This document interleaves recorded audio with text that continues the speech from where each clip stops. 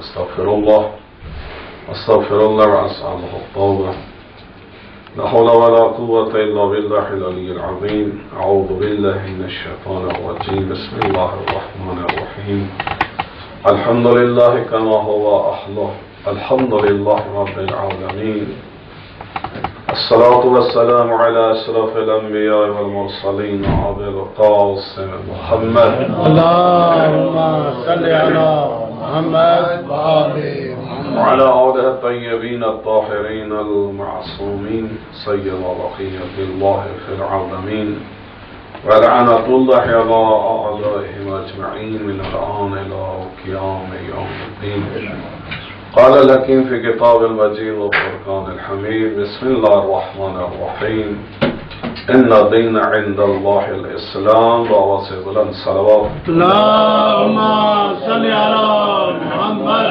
وآل محمد. پروردگار سے دعا ہے کہ یہ شب جمعہ شب رحمت شب امام زمان علیہ السلام پروردگار ہمارے مولا کے جل ظہور فرمائے اور آپ تمام مومنین و مومنات بہنوں بھائیوں کو صحت و سلامتی عطا فرمائے آپ کے رزق روزی میں اضافہ فرمائے آفات بلیات مشکلات سے محفوظ و معمون رکھے پروردگار نے ہم سب کو بہت بڑا احسان کیا کہ انسان بنایا مومن بنایا اور اپنے خزانے سے بہترین نعمت جسے کہتے ہیں نعمت اسلام وہ عطا کی. تو مسلمان ہونے کے حوالے سے مذہب اسلام کو قبول کرنے کے حوالے سے ضروری ہے کہ ہم اس مذہب کو جانیں. اس مذہب اور اس مذہب کے اندر جو شخصیات جو انبیاء جو ائمہ اطہار علیہ السلام ہیں جن کے ہم پیروکار ہیں ان کی معرفت حاصل کرنے کی کوشش کریں. بہرحال معرفت اسلام میں ایک چیز اور بہت امپورٹنٹ فیکٹر جو ہے وہ ہے علم حدیث. حدیث یعنی بات. اب جب ہم عرف عام میں بات کرتے ہیں تو برادران اہل سنت کے نزدیک حدیث یعنی رسول اللہ صلی اللہ علیہ وآلہ وسلم رسول اکرم صلی اللہ علیہ وآلہ وسلم کا قول یا فعل یا آپ کے احوال یا آپ کی تقریر یہ سب کی سب جو ہے وہ حدیث میں آتی. اور اہل تشیع کے نزدیک رسول اکرم کے ساتھ ساتھ 14 معصومین یعنی رسول اللہ کے علاوہ 13 معصوم یعنی 12 ائمہ علیہم السلام اور حضرت فاطمہ الزہرا کیونکہ خود حدیث رسول کے مطابق اولنا محمد اوسطنا محمد آخرنا محمد کلنا محمد. تو ان 14 کے جو اقوال ہیں اب ظاہر ہے کہ رسول اللہ کے بعد جتنے بھی 13 معصوم ہیں ان کی اپنی طرف سے کوئی بات نہیں ہوتی. وہ جو بھی بات کرتے ہیں وہ اللہ کی بات اور رسول اللہ کی بات کرتے ہیں. بات ایک ہی ہوتی ہے چاہے پہلا فرما رہا ہو یا درمیانی فرما رہا ہو یا آخری فرما رہا ہو. تو اہل تشیع کے نزدیک 14 معصومین علیہ السلام کا قول یا فعل یا ان کے احوال یا ان کی تقریر بھی حدیث میں شامل ہوتی ہے. تو اب یہ جو حدیث یعنی ہے وہی یا ان کی بات ہے یا ان کا کام ہے یا ان کی سیرت ہے یا انہوں نے کچھ لکھا ہے. یہ سب کی سب مجموعہ جو حدیث بنتا ہے. تو اس مجموعے کو اس علم کو حاصل کرنے کے لیے جب انسان کوشش کرتے ہیں تو کہتے ہیں علم الحدیث یعنی حدیث کا علم. اب علم الحدیث میں 2 جو ہے وہ حصے ہیں. ایک حصے کو کہتے ہیں سند اور ایک حصے کو کہتے ہیں متن. سند کا دوسرا نام علم الروایہ اور متن کا دوسرا نام علم الدرایہ. یعنی ایک حصے کو روایت کہتے ہیں اور دوسرے حصے کو درایت کہتے ہیں۔ تو جب بھی کوئی حدیث ہم تک پہنچتی ہے، ہم حدیث کے حوالے سے بات کرتے ہیں، تو ہمیشہ حدیث کے دو حصے ہیں، پہلا حصہ اور دوسرا حصہ۔ راوی کون ہے، سند کیا ہے، اور بات کیا کہی گئی ہے، اس کو متن کہتے ہیں، درایت کہتے ہیں، متن کہتے ہیں کہ بات کیا ہے۔ زیادہ تر اختلاف متن کے حوالے سے نہیں ہوتا، زیادہ تر جو ہے وہ اختلاف یا چھانبین جو ہے وہ پہلا حصہ یعنی سند کے حوالے سے ہے۔ روایت کرنے والا جو راوی ہے، جو نیریٹر ہے، وہ کون ہے۔ اب جب ہم راوی کے بارے میں اسٹڈی کرتے ہیں، study about the narrator of حدیث، دیٹ از کالڈ علم الرجال۔ رجل ویسے مشہور و معروف مرد کو کہتے ہیں، اور رجل کی جمع رجال ہے، تو وہ علم کے جو رجال علم حدیث کو ڈسکس کرتا ہے۔ So that knowledge, that explain or that discuss about the narrators of ahadith, تو اس علم کو کہتے ہیں علم الرجال۔ اب علم الرجال میں وہ شخص کون ہے، who is the person۔ دوسری بات، how much he is trustworthy۔ تیسری بات، how much he was truthful، whether he was mentally retarded or he was a normal person, whether he was just or not۔ یعنی جو بھی رجل حدیث ہم ڈسکس کرتے ہیں، اس کے لیے ضروری ہے کہ سب سے امپورٹنٹ بات جو دیکھی جاتی ہے، آیا وہ شخص عادل تھا یا نہیں تھا، جھوٹا تھا یا سچا تھا، اس کا حافظہ صحیح کام کرتا تھا یا نہیں کرتا تھا، وہ دوست تھا یا دشمن تھا، وہ بھول جاتا تھا یا اس کا حافظہ قوی تھا۔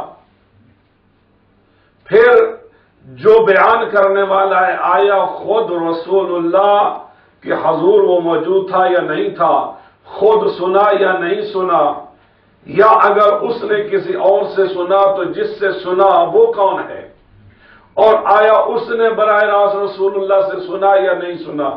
تو اب یہ ٹوٹل جو نالج ہے، the knowledge about the study about the narrators of ahadith, that is called علم الرجال۔ اور علم الرجال بھی وہی جو حدیث کا پہلا حصہ ہے، جس کو سند کہتے ہیں، اسناد یا سند، اسی کے حوالے سے یہ حصہ بھی جو ہے علم الرجال کا بھی اسی پہلے حصے سے مربوط ہے۔ اور ایک دوسرا حصہ مصطلح الحدیث، علم حدیث کے حوالے سے جو مختلف ٹرمز اور ٹرمینالوجی یا اصطلاحیں استعمال ہوتی ہیں، وہ کون کون سی ٹرمز ہیں یا ٹرمینالوجی ہے کہ جو علم حدیث میں استعمال ہوتی ہے۔ تو انشاءاللہ آج ایک انٹروڈکٹری بات ہے، تو آئندہ یہ مختلف ٹرم جو احادیث کے حوالے سے ہیں کہ احادیث کی اقسام کیا ہیں، کون کون سی ٹرمینالوجی ہے، تو ہر ہفتے ایک یا دو کر کے بیان کریں گے۔ اگر آپ دوست چاہیں تو لکھ لیں، اگر ادروائز کوشش کریں کہ سمجھیں۔ یہ ضروری بھی ہے آج کے زمانے میں، کیونکہ جب بھی کوئی بحث ہوتی ہے کسی بات پر، تو بات یا قرآن پر یا حدیث پر ہے۔ اب قرآن میں کلیات ہیں، کچھ چیزیں ایسی جو قرآن میں بیان بھی نہیں ہے، تو بات پھر آ جاتی ہے حدیث پر۔ اب اگر حدیث کے بارے میں ہمیں علم نہیں ہے تو پھر ہم بات کر ہی نہیں سکتے آگے۔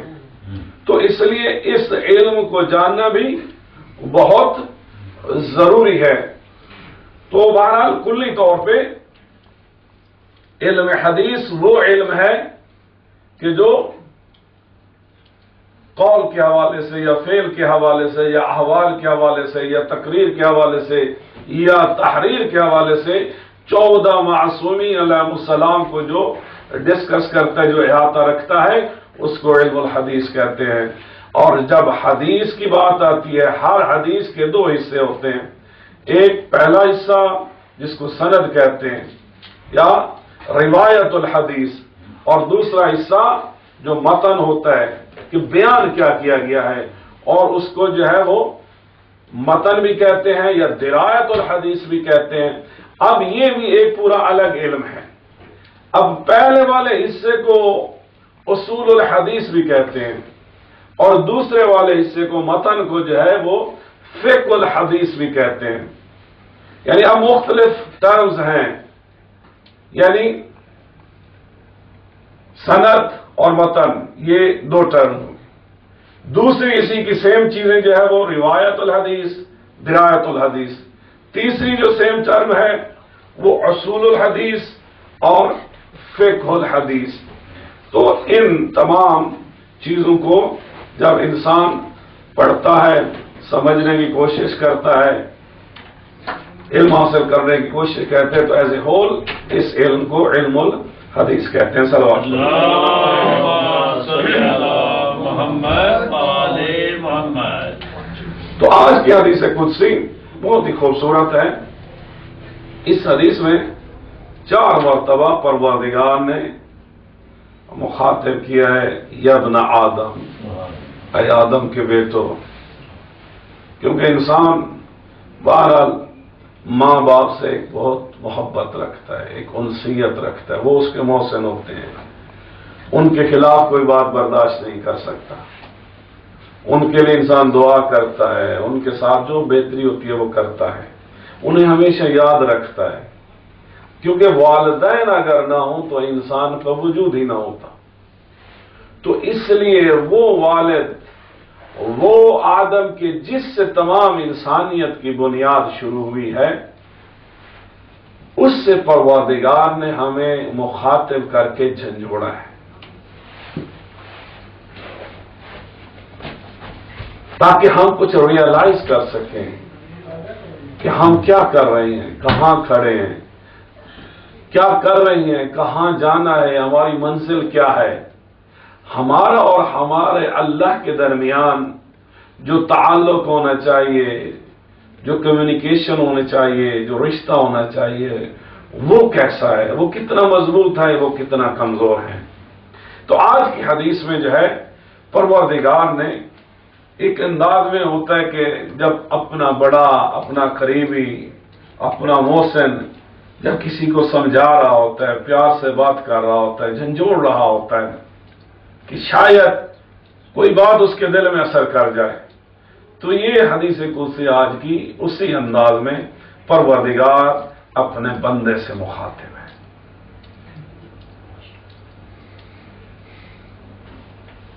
وہ کتنا عظیم، ہم کتنے حقیر، وہ خالق، ہم مخلوق، وہ سب کچھ رکھنے والا، ہمارے پاس کچھ بھی نہیں ہے، لیکن پھر بھی پروردگار اپنے بندے سے کس محبت بھرے انداز میں، پیار بھرے انداز میں جو ہے اس حدیث قدسی میں گفتگو فرما رہا ہے۔ صلوات پڑھیے۔ اللہم صلی علی محمد و آل محمد۔ اب اس حدیث کا جو پہلا حصہ ہے وہ دن کا آغاز ہے، when we are going to start our day۔ اب ڈے ہے وہی مارننگ سے شروع ہوتا ہے، تو اب ایک صبح جو ہے، ایک مارننگ جو ہے، ممکن ہے ہم خدا کے لیے شروع کریں یا ممکن ہے ہم اپنی دنیا کے لیے شروع کریں۔ تو خود مسلمانوں کو، مومنین کو جو بتایا گیا ہے کہ صبح کب کرنی چاہیے، مومنین کی صبح سن رائز سے بہت پہلے شروع ہوتی ہے۔ نماز تہجد کا حکم دیا گیا، اس کے بعد نماز فجر کا حکم دیا گیا، اس کے بعد قرآن کسی بھی وقت پڑھا جا سکتا ہے، لیکن قرآن پاک کے اندر قرآن پاک کی تلاوت کے حوالے سے ایک خاص وقت کا ذکر کیا گیا ہے، اور وہ وقت بھی وہی فجر کا وقت ہے۔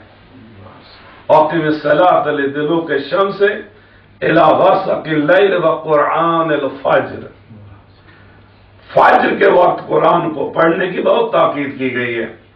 यानी इंसान नमाज तहज्जुद अदा करे, नमाज फज्र अदा करे, कुरान को पढ़े, ताकीबात को पढ़े, और उसके बाद दुनिया के लिए, अपने काम के लिए, रिज़्क़ और रोज़ी की तलाश के लिए निकल जाए, तो ऐसा शख्स अपनी सुबह दुनिया के लिए नहीं करता, बल्कि ऐसे शख्स की इब्तदा या सुबह या दिन का आगाज अल्लाह के लिए होता है या उसकी आखिरत के लिए होता है।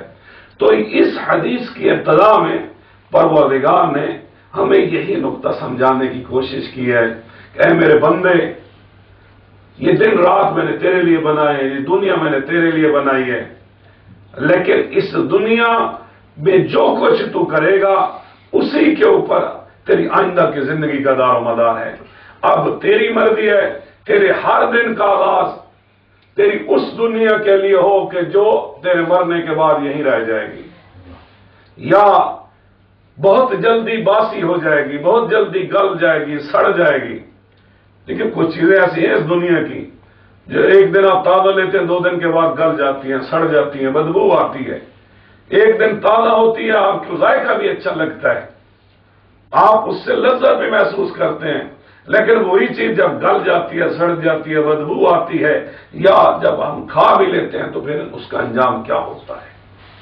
तो इसलिए ये दुनिया की हकीकत यही है, और दुनिया से मरबूत जितनी भी चीजें हैं वो सब की सब फानी है, सब की सब बदबूदार, गली हुई, सड़ी हुई, मिट जाने वाली, बहुत जल्द छिन जाने वाली है। लेकिन वो चीज जो इंसान आखिरत के लिए करता है वो अबदी है, वो दायमी है, उसमें एक सुरूर है, उसमें एक लज्जत है, उसमें एक कैफियत है। अब देखिए, हम यही दुआ हम पढ़ते, दुआ कुमैल या और दुआएं, शायद हमारे ऊपर बोझ हो, हमारा दिल ना करता हो।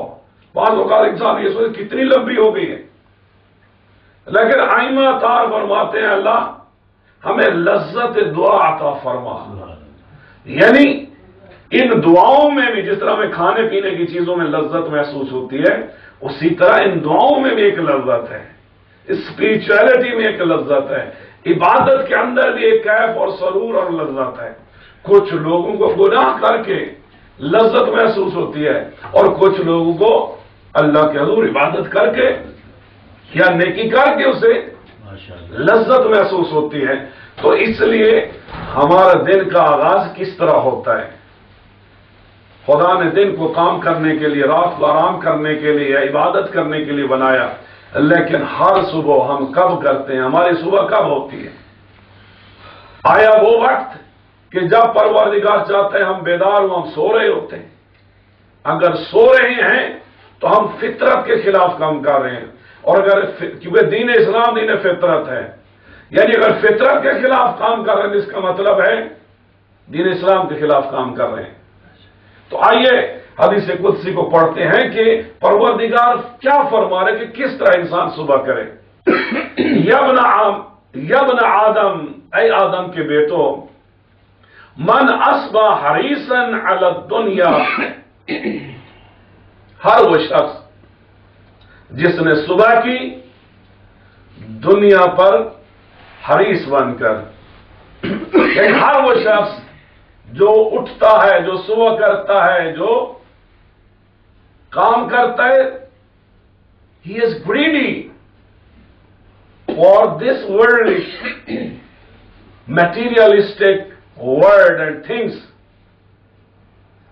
मन अस्बह हरीसन अला दुनिया, हर वो शख्स जिसकी नीयत, जिसकी प्लानिंग, जिसकी सोच सिर्फ और सिर्फ ये है कि मैं इस दुनिया की फानी चीजों को, चाहे हलाल से या हराम से, या खुदा को नाराज करके या बंदों को नाराज करके, जिस तरह भी हो सकता है इस दुनिया को ज्यादा से ज्यादा जमा कर लूं। हर वो शख्स जो हर रोज अपना काम, अपनी सुबह करता है इस नीयत से, इस सोच से, तो अल्लाह क्या फरमाता है, लम यज़िद मिनल्लाह इल्ला दुअदन।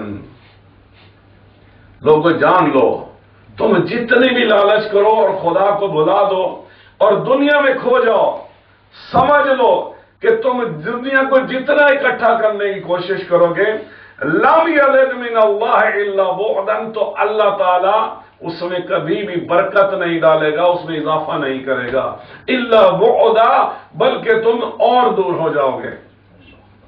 یہی ہوتا ہے کہ جب انسان گریڈی ہوتا ہے، مثلا 1000 انسان کہتا ہے 1 لاکھ ہو، 1 لاکھ ہے 1 ملین، 1 ملین ہو، 1 بلین ہو، تو انسان کی کبھی وہ ہوس، وہ کی ڈیزائر کبھی پوری نہیں ہوتی۔ یعنی مطلب کیا ہے کہ جب انسان پہلا ٹارگیٹ تھا 1 لاکھ کا، اب جب 1 لاکھ ہو گیا تو اب 1 ملین کا ٹارگیٹ ہے، جس کا مطلب ہے کہ اس کا ٹارگیٹ اور دور ہو گیا نا اس سے۔ تو اللہ تعالیٰ بھی یہی فرما رہا ہے، لوگوں جب تم دنیا پہ گریڈی ہو جاتے ہو اور دنیا پر حریص ہو جاتے ہو اور دنیا کو جمع کرنے کی کوشش کرتے ہو، اس کا مطلب یہ نہیں کہ انسان کام نہ کرے۔ اللہ نے خود فرمایا کام کرو، لیکن فرق ہوتا ہے نیت کا، فرق ہوتا ہے حلال و حرام کا، فرق ہوتا ہے ترجیحات کا۔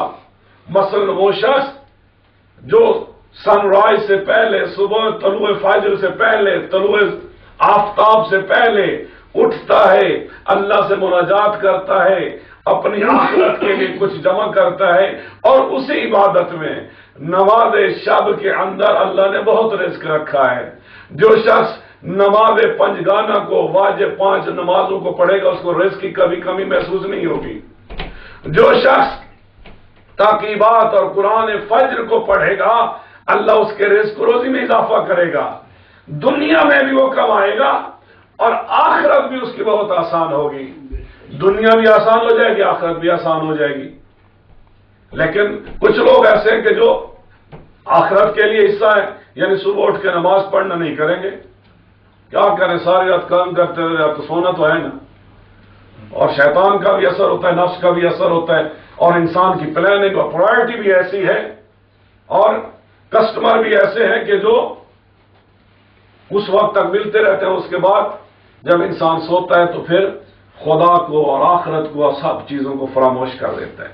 تو اس لیے پلاننگ انسان کے ہاتھ میں، پرائرٹی طے کرنا کہ اس کو یہاں کی دنیاوی زندگی کے 30-40 سال زیادہ عزیز ہیں یا آخرت کی زندگی کی ہمیشہ کی زندگی عزیز ہے۔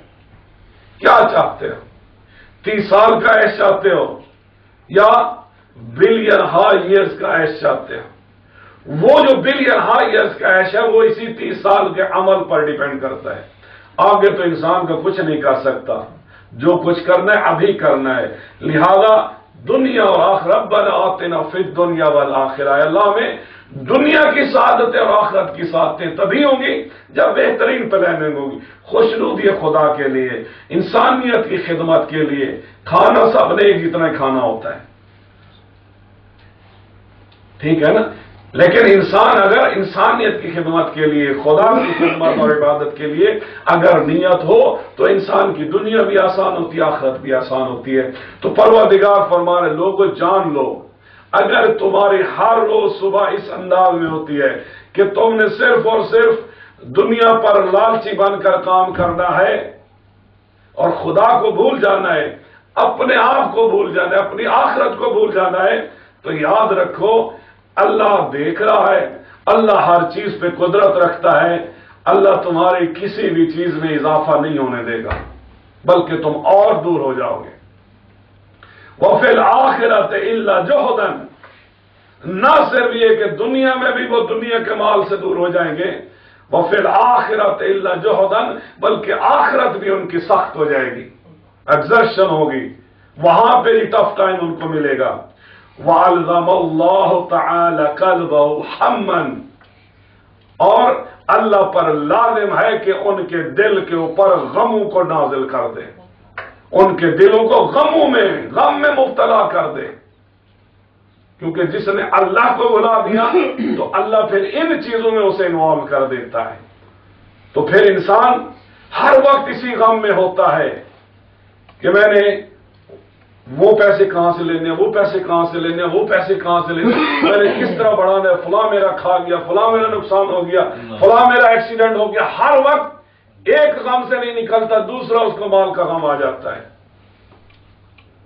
کیونکہ اس کی دنیا یہی ہے، لہذا اس کے دل میں اس کی سوچ میں ہر وقت یہی غم ہوتے ہیں کہ میں نے، اس نے اگر 1 لاکھ کمائے تو میں نے 10 لاکھ کیوں نہیں کمائے، یا اس نے 1 لاکھ کمایا تو میں نے 1 لاکھ کیوں نہیں کمائے، یہ بھی غم ہے نا، یا میرا 1 لاکھ تھا تو وہ فلاں نے لیا اور کھا گیا، یا میں نے 1 لاکھ کی گاڑی لی اور اگلے دن ایکسیڈنٹ ہوا ختم ہو گیا، یا میں نے انشورنس والوں سے 1 لاکھ کے بدلے 2 لاکھ لے لیے لیکن 2 سال کے اندر وہ بھی ختم ہو گیا۔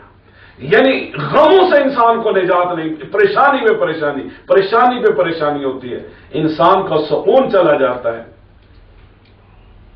لا ينقطع ابدا، اور یہ غم جو اللہ نازل کرتا ہے، اللہ فرماتا ہے لا ينقطع ابدا، یہ غم کبھی قطع نہیں ہوں گے، ختم نہیں ہوں گے، ایک پہ ایک، ایک پہ ایک، غم پہ غم، مشکل پہ مشکل، آزمائش پہ آزمائش جو ہے وہ تم پر آتی رہے گی۔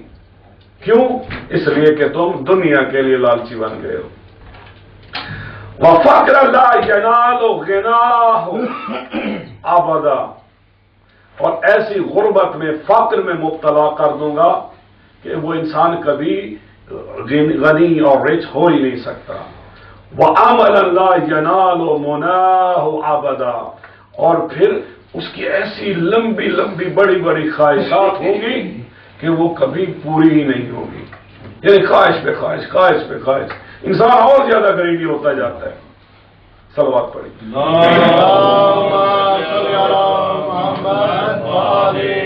اب دوسرا حصہ، دوسرا پیراگراف اس حدیث کا پروردگار فرماتے ہیں، ابن آدم، اے آدم کے بیٹو، کل یوم ینقص من عمرک وانت لا تدری، اے آدم کے بیٹے، ہر روز جو تیرا گزرتا ہے وہ تیری عمر ایج کم ہو رہی ہے۔ ہم تو یہاں ہر سال برتھ ڈے مناتے ہیں نا، خوشیاں مناتے ہیں، حقیقت میں ہر برتھ ڈے پر ہماری زندگی کا 1 سال کم ہو جاتا ہے، تو جس چیز کا نقصان ہو رہا ہے، لاس ہو رہا ہے، ہم اس پہ خوشیاں منا رہے ہیں، الٹا سوچتے ہیں۔ تو پروردگار یہی کہہ رہا ہے، اے آدم کے بیٹے، تو نے کبھی سوچا ہے کہ ہر دن جو گزرتا ہے تیری زندگی کا، حقیقت میں تیرے پاس وہ جو وقت ہے، وہ جو ایج دی ہے، وہ جو عمر دی ہے، وہ ختم ہو رہی ہے۔ وانت لا تدری، تمہیں احساس ہی نہیں ہے، تو فکر ہی نہیں کرتا، تو سوچتا نہیں ہے کہ تیرا نقصان ہو رہا ہے، تیرے ہاتھ میں جو کچھ تھا اور وقت جو تیرے ہاتھ میں تھا وہ نکل رہا ہے۔ وَيَأْتِ كُلَّ يَوْمٍ رِزْقُكَ مِنْ عِنْدِي وَأَنْتَ لَا تَحْمَدُهُ، پروردگار کہتے ہیں ہر دن جو آتا ہے نا، میں تیرے لیے نیا رزق بھیجتا ہوں۔ وَيَأْتِ كُلَّ يَوْمٍ رِزْقُكَ مِنْ عِنْدِي، میں اپنے طرف سے ہر روز تیرے لیے نیا نیا رزق بھیجتا ہوں۔ وَأَنْتَ لَا تَحْمَدُ، اور تو اتنا گھٹیا اور اتنا ڈھیٹ ہے کہ تو اس پر شکر بھی ادا نہیں کرتا، اس پر حمد بھی اپنے پروردگار کے بیان نہیں کرتا۔ خود نماز پڑھنا انہی نعمتوں کے اوپر ایک شکر ادا کرنے کا ایک طریقہ ہے۔ فَلَا بِالْقَلِيلِ تَقْنَعُ وَلَا بِالْكَثِيرِ تَشْبَعُ، نہ تو تھوڑے پر تو قناعت کرتا ہے، اور اگر میں تمہیں بہت زیادہ دے دوں تو پھر بھی تیری بھوک ختم نہیں ہوتی، تیری خواہش مٹنے والی نہیں ہے، اور ملتا ہے تو کہتا ہے اور میں جمع کر لوں۔ یا ابن آدم، ما من یوم جدید الا ویاتیک من عندی رزق جدید، کوئی دن ایسا نہیں آتا جب میں تیرے لیے نیا رزق نہ بھیجوں۔ وما من لیلۃ الا ویاتینی، اور پھر چاہے جب رات آتی ہے تو اس وقت میں فرشتوں کو حکم دیتا ہوں کہ اے میرے فرشتوں، اس کو یاد رکھو یا اس کے لیے استغفار کرو، اور تو کیا کرتا ہے؟ ہر روز میں تو تیرے لیے رزق دیتا ہوں، اور تو کیا کرتا ہے؟ وَمَا لَيْلَةً إِلَّا، اور جب رات ہوتی ہے وَيَأْتِينِ مَلَائِكَةٌ مِّنْ عِندِكَ بِعَمَلٍ قَبِيحٍ، اور میرے فرشتے جب تیرے پاس سے واپس آتے ہیں، کیونکہ ہر دن اور رات کو فرشتے بھی تبدیل ہوتے ہیں، اب جب شام کے فرشتے دن بھر کا ہمارا نام اعمال لے کر جاتے ہیں بارگاہ خداوند میں، تو خدا کہتا ہے میرے فرشتے جب تجھ سے لوٹتے ہیں تو میں تو ہر صبح تجھے نیا نیا رزق اور روزی اور نعمتیں بھیجتا ہوں، اور تو جو میرے لیے بھیجتا ہے سوائے گناہوں کے کبھی اور برے کاموں کے اور کچھ نہیں بھیجتا۔ تو اگر میرا اچھا بندہ ہوتا تو میں جو تیرے لیے اچھی اچھی نعمتیں بھیج رہا ہوں تو بھی کوئی اچھا ہی بھیجتا، کوئی نیکی بھیجتا، کوئی اچھا عمل بھیجتا میرے لیے۔ تاکل و رزق کی، کھاتا تو میرا رزق ہے، وہ تحسینی، اور گناہ بھی میرے آگے کرتا ہے، معصیت بھی میرے آگے کرتے ہیں۔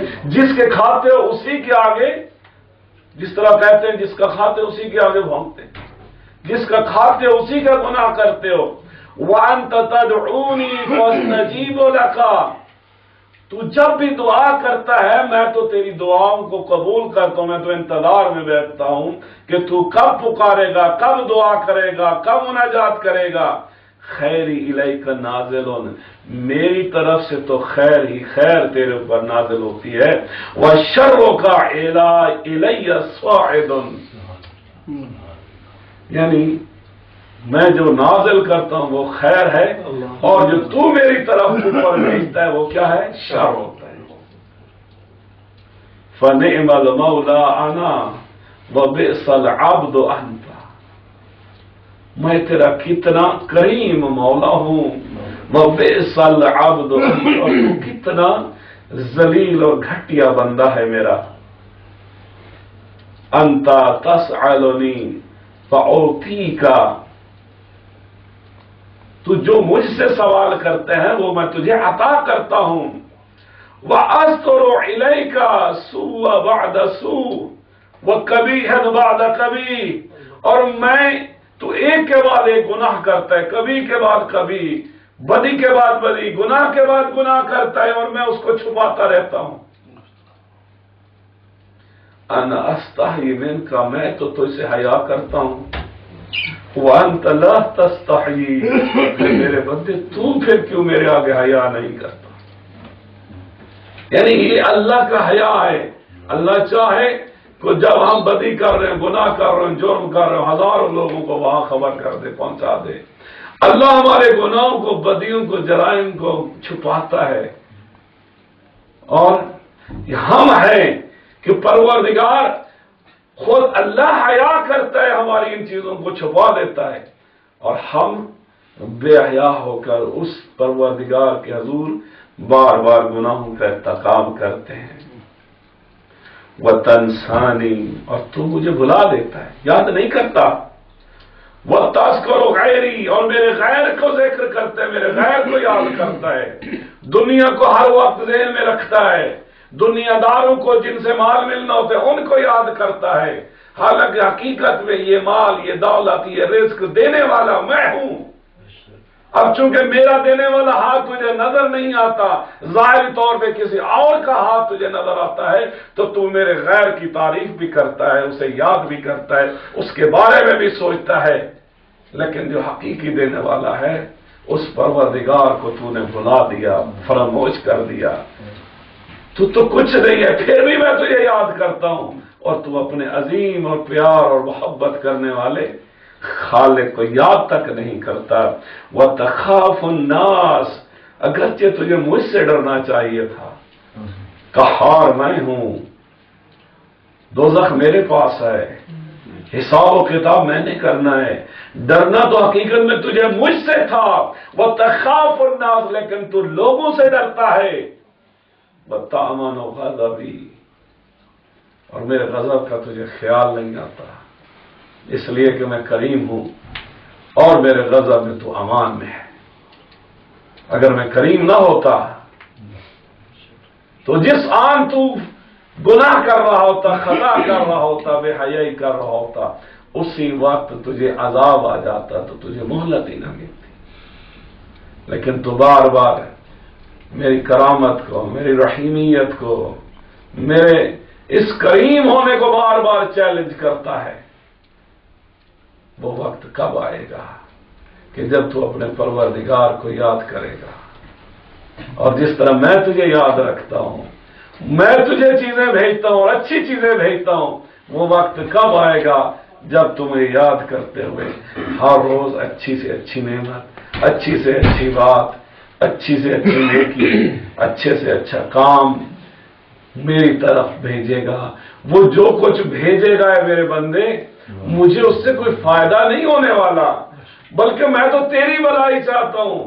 تو اپنے آئندہ کے لیے، آخرت کے لیے کچھ بھیج میرے پاس، میں تو تیرا امین ہوں، میں تو اس انتظار میں ہوں تو اچھی چیزیں بھیج، پھر میں اسے سجا کر، اسے بڑھا کر، اس میں خوشبو لگا کر، اس میں اضافہ کر کے روز محشر اپنے بندوں کو دکھاؤں گا، لوگوں دیکھو یہ میرے اس بندے نے کتنی نیکیاں کی ہیں، کس نورانی چہرے کے ساتھ دیکھو روز محشر آ رہا ہے، یہ کتنا میرا عبادت گزار بندہ تھا، شکر گزار بندہ تھا، میری حمد کرنے والا تھا۔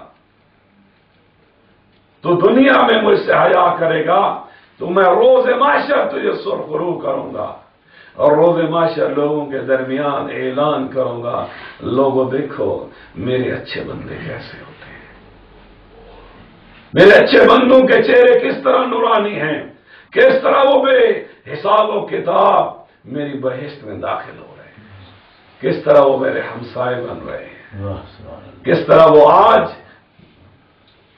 میری نعمتوں سے استفادہ کر رہے ہیں۔ بہرحال بات ہے سوچنے کی، اگر ان باتوں کا ہمارے دلوں پہ اثر ہو جائے، اس لیے کہ یہ دنیا ہم سب جانتے ہیں، ابھی کل پرسوں 41 ایئر کا آدمی خود گیا اسپتال میں، چند گھنٹوں میں مر کے آ گیا، اس سے ایک ہفتہ پہلے 47 کا آدمی خود گیا اسپتال میں، واپس زندہ نہیں آیا۔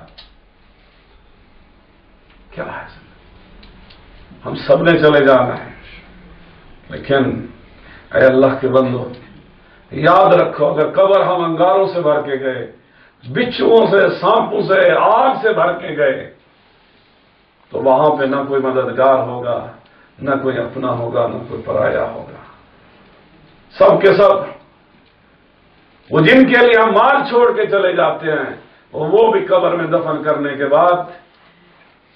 ابھی گزشتہ ہفتے ایک ڈاکٹر کو فون آیا، مسلمان تھا، بیوی اس کی کرسچن تھی، اب کرسچن بھی دفن کرتے ہیں، لیکن بیوی کہتی ہے میں نے اس کو آگ لگوانی ہے، یعنی وہ کیسا مسلمان ہے، اس کی زندگی کس طرف گزری، اتنا اس کو نہیں تھا کہ وہ وصیت لکھ کے جاتا، کسی دوست کو، بیٹوں کو، کسی کو کہہ جاتا کہ مجھے مسلمانوں کے طریقے سے دفن کرنا۔ اب بیوی بھی بجائے اس کے کہ 1000 2000 4000 اگر خرچ ہو جائے، اور مسلمان خرچ کرنے کے لیے اور تیار ہیں، لیکن بیوی کہتی ہے نہیں، میں اس کی میت کو جلاؤں گی۔ یہ ہے دنیا، بہت کچھ کمایا ہوگا اس نے، بہت کچھ چھوڑ بھی گیا ہوگا، لیکن دنیا میں انسان کو جب آگ لگ رہی ہو، نہ جانے قبر میں کس طرح آگ جلائے گی، نہ جانے روز محشر حساب و کتاب کے بعد وہ آگ جو کبھی نہیں بجھنے والی، جہنم کی آگ، وہ عذاب جو کبھی ختم ہونے والا نہیں ہے۔ ہمیں کوشش کرنی چاہیے، سوچ کر، سمجھ کر، پلاننگ کے تحت، پرائورٹی کے تحت، عقل مند بن کر، وہ محسن اعظم جس نے ہمیں خلق کیا، جو ہماری اچھائی چاہتا ہے، اور بغیر کسی صلہ کے وہ ہمیں عطا کر رہا ہے، وہ یہی چاہتا ہے کہ ہماری آخرت بھی بہت اچھی ہو۔ اس لیے ہمیں اس کی باتوں کو سن کے، سمجھ کے عمل بھی کرنا چاہیے۔ پروردگار سے دعا ہے کہ ہم سب کو حقیقی معنوں میں مومن اور مخلص بندہ بنائے. پروردگار ہم سب کی عبادات کو مناجات کو منظور و مقبول فرما. اپنی حجت حضرت امام زمان علیہ السلام کا جلد فرما. ان کی زیارت سے مشرف فرما. ان کے یاران و انصار میں شامل فرما. اے اللہ ہمیں ویسا بنا دے جیسا تو چاہتا ہے. اے اللہ ہم سب کو توفیق عطا فرما. نفس کے شر سے، شیاطین کے شر سے، حرص کے شر سے، دنیا کے شر سے اپنے آپ کو بچا لے. اپنے آپ کو اس سانچے میں، اپنے آپ کو اس تقوی میں، اس راستے پہ ڈال دیں جو نجات کا راستہ ہے، ہدایت کا راستہ ہے، جو صراط مستقیم ہے. پروردگار تمام حاضرین مومنین مومنات کی حاجات کو پورا فرما. ان کی روزی میں اضافہ فرما. ان کے جان و مال کی حفاظت فرما. ہم سب جو زیارات نصیب فرما. پروردگار سب کے علم اور حلم اور تقوی اور خلوص اور توکل کی دولت میں اضافہ فرما. اے اللہ ہم سب کے مرحومین کو بخش دے. خصوصاً جنہوں نے نظر و نیاز کا اہتمام کیا ان کے مرحومین کو بخش دے. ان کے رزق و روزی میں اضافہ فرما. اے اللہ ہمارے درمیان اتحاد اتفاق کو زیادہ فرما. اے اللہ ہمارے دلوں کو، ہمارے قلوب کو نور ایمانی سے پر فرما. اللہم صلی علی محمد وعلی محمد وعجل.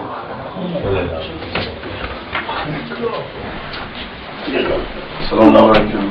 السلام علیکم.